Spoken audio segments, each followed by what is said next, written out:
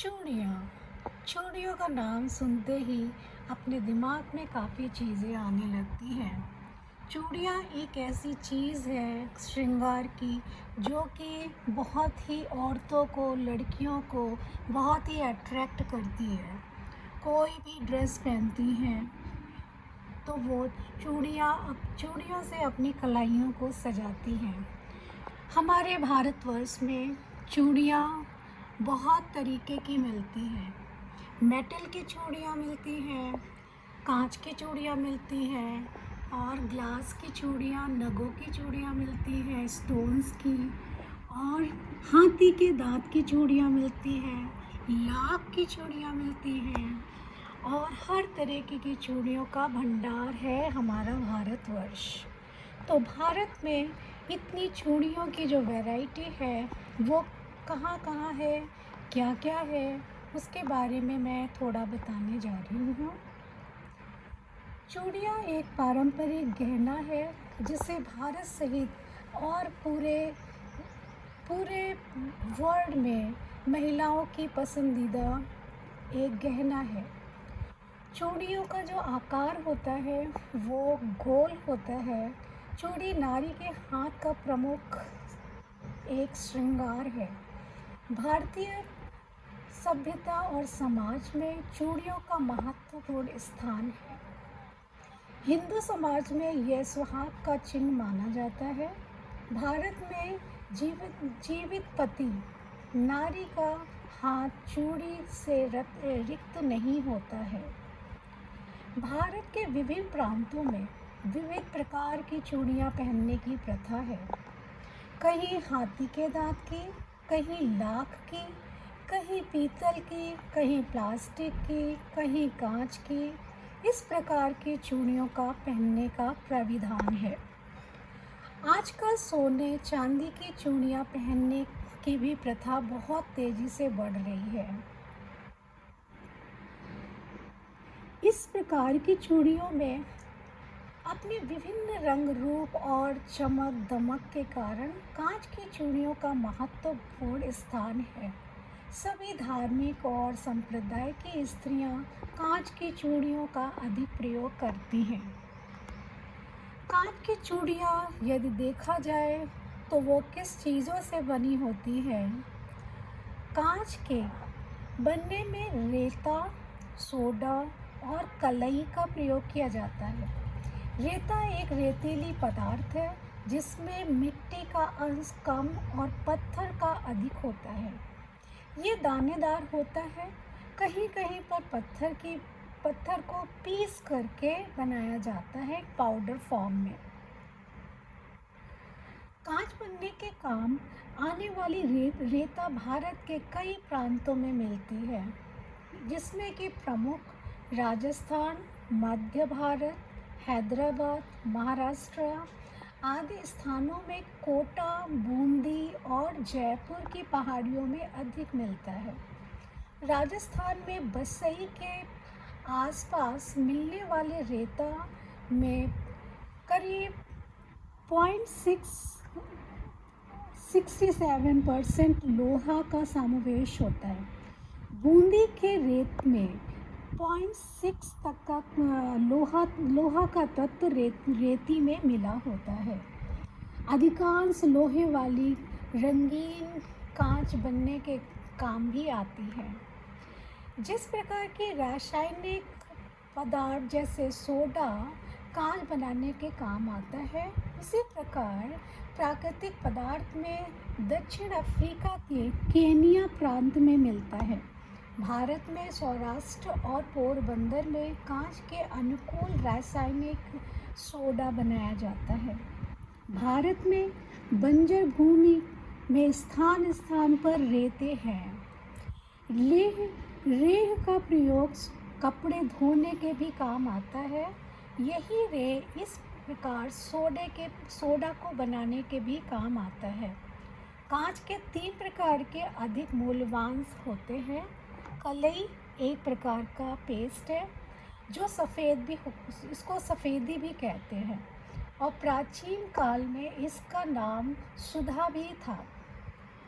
इसका प्रयोग मकानों में मकानों में जो होल्स होते थे उनको फिल करने के लिए होता था। ये जो पदार्थ का जो पेस्ट था, उससे राजस्थान का गोटल स्थान कोमल और मिस्टर मिलाई वो कलई के लिए बहुत ही ज़्यादा फेमस है।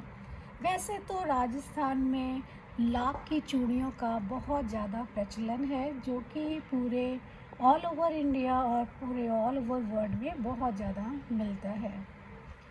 कांच में सफाई लाने के लिए सोडियम नाइट्रेट मिलाया जाता है और सुहागा, सोडियम नाइट्रेट के साथ में एक केमिकल होता है जो कि इसमें मिलाया जाता है। और इस प्रकार फर्रुखाबाद, जैसलमेर और पंजाब में जो ये मिलता है, सुहागा जिसे ये बोरेक्स भी कहते हैं, प्रायः ये अमेरिका से मंगवाया जाता था। और क्या बताऊं चूड़ियाँ बनाने का, लेकिन ये इतनी फेमस चीज़ है कि इसके बारे में ऐसे ही बैठे बैठे सोची कि इसके बारे में भी कुछ कुछ बोलना चाहिए, आना चाहिए, तो वही मैंने अपने आप को उस तरफ डायरेक्शन में ले गई। तो 3 पदार्थ जैसे रेता, सोडा और कलई, ये अनुपात में डाला जाता है। जैसे कि जो रेता है वो 1% और जो सोडा है वो 18% और जो कलई की जो मात्रा है वो 3% डाली जाती है। इसके मिश्रण को बड़े बड़े नाद में, बड़े बड़े पॉट में भर दिया जाता है और इस नाद को, इस परात को अंग्रेज़ी में जिसे पॉट बोलते हैं, उसके नाद को उसको जापान में भी लोग अपनी प्रक्रिया इस टाइप से करते हैं। लेकिन भारतवर्ष में जो बनाने की जो प्रक्रिया है वो जबलपुर में ईंटों का जो चूर्ण है वो दिल्ली से आने वाली विशेष प्रकार की मिट्टी का प्रयोग किया जाता है इसे बनाने में। अब बात आती है बर्न कंपनी की, जो जबलपुर के ईंटा से कांच अब कांच के जो पदार्थ है उसको गलाने के लिए भी चाहिए, तो उसके लिए एक भट्टी तैयार की जाती है। भट्टी में उसका अनुपात, उसको कैसे बनाया जाता है, सबसे पहले छोटी भट्टी में 4 पॉट्स लगाए जाते हैं कि भट्टियाँ गोलाकार बनाई जाती हैं। जो पॉट है ऊपर भट्टी में रेता आदि मिश्रण डाल करके गलाया जाता है कांच को, और उसके बाद में भट्टी के नीचे भाग में लकड़ी अथवा कोयले को जला करके उसके जो 1200 से 1500 डिग्री जो टेम्परेचर है, तापमान है, तक उसको जलाया जाता है, मेल्ट कराया जाता है। और उसके बाद में जब वो लिक्विड फॉर्म में आ जाता है तब उस रेता, सोडा और कलई की जो मात्रा है 24 घंटे में वो गल करके कांच जो है वो कांच के फॉर्म में आ जाता है। उसमें जो वो लोग कलर डाल करके उस रंगीन कांच बनाने की स्थिति में अलग अलग घोल तैयार किए जाते हैं। कुछ कारखानों में केवल कांच ही बनता है, आदि और अलग अलग चीज़ों का प्रयोग भी किया जाता है। अब हम बात कर रहे हैं चूड़ियों की, तो अब चूड़ियों में क्या है कि चूड़ियाँ बनाने वाले जो कारखाने में जो भट्टी होती हैं और उसमें जो कारीगर होते हैं वो क्या करते हैं, वो एक वो जो कांच का जो एक मोटी सी लकड़ी होती है उसमें वो कांच उस भट्टे के अंदर जो पॉट होता है उसमें डालते हैं और उसके बाद में उसको निकाल करके दूसरी जगह पे रख के उसको ठंडा करते हैं और उसके बाद फिर से दूसरे कलर के कांच को उसमें डाल करके फिर से ये प्रक्रिया कम से कम 3 बार दोहराई जाती है, जिससे कि चूड़ियों की प्रक्रिया स्टार्ट हो जाती है। अब चूड़ियाँ तो रंग बिरंगी लोग पसंद करते हैं, तो किसी चूड़ियों में अलग रंग होता है और चूड़ियों के तो प्रकार ही बहुत होते हैं, उनकी डिज़ाइनें बहुत होती है। तो इसके लिए जो कारीगर होते हैं वो लोग बहुत ही मेहनत और बहुत ही कंसंट्रेट, मतलब माइंड को करके वो लोग इतनी खूबसूरत चूड़ियाँ बनाते हैं। अब बात होती है कि ये चूड़ियों का जो व्यापार है वो कैसे पूरे भारत में कैसे चल रहा है। अब व्यापार की बात है तो हर एक जगह की अपनी चीज़ें फेमस है, और वहाँ पर वो जो चीज़ बनती है, मतलब चूड़ियाँ, इस टाइम चूड़ियों की बात हो रही है, तो वो चीज़ बनती है तो उसका पहली बात तो लोकल लेवल मीन्स जहाँ पर वो चीज़ बन रही है, किस गांव में है, किस सिटी में है, या किस डिस्ट्रिक्ट में है, किस स्टेट में है, और किस कंट्री में है।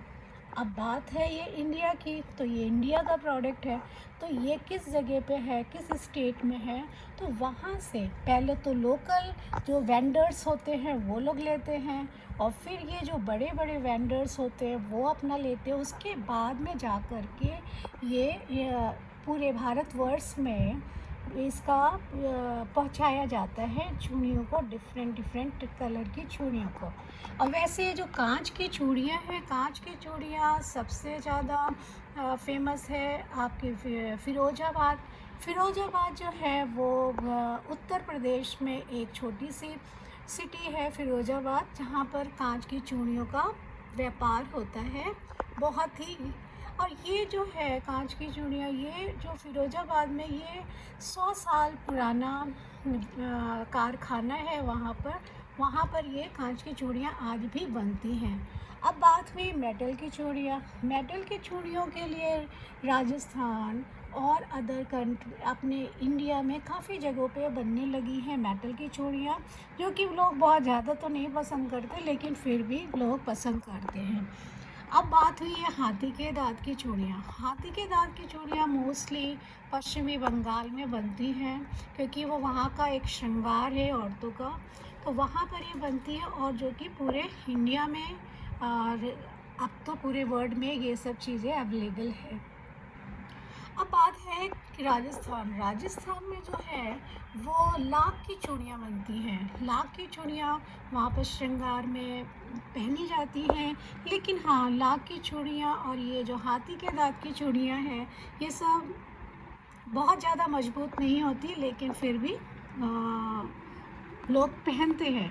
वैसे तो कांच की चूड़ियाँ भी मजबूत नहीं होती, लेकिन श्रृंगार के में पहनते हैं।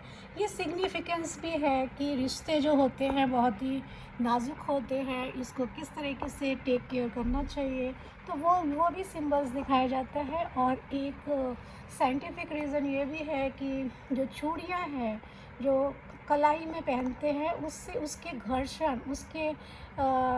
घर्षण से, मतलब वो जो रगड़ती हैं चूड़ियाँ कलाई में, तो वो एक कंपन पैदा करती हैं औरतों के हाथों में, जो कि उनकी पूरी बॉडी को एनर्जाइज करती हैं, एनर्जेटिक करती हैं। तो ये भी रीज़न है चूड़ी पहनने का। अब बात हुई स्टोन्स की चूड़ियों की, नगों की चूड़ियाँ मोस्टली हैदराबाद में बहुत फेमस है, और हैदराबाद में ये बहुत ही पुराना व्यापार है। यहाँ पर ये स्टोन की चूड़ियों का बहुत भंडार है। लाड बाज़ार जो है वो चूड़ियों के लिए बहुत फेमस है। तो ये जानकारी थी चूड़ियों पे, जो कि मैंने सोचा कि इसके बारे में कुछ जानकारी देनी चाहिए, क्योंकि चूड़ियाँ जो है वो मेरी ही नहीं, हर औरतों की पसंद होती है। जब भी वो श्रृंगार करती हैं तो उनके मन में तुरंत आता है कि चूड़ियाँ कौन सी पहनूं, क्या मैचिंग पहनूं। तो ये एक बहुत ही इम्पोर्टेंट श्रृंगार है औरतों का।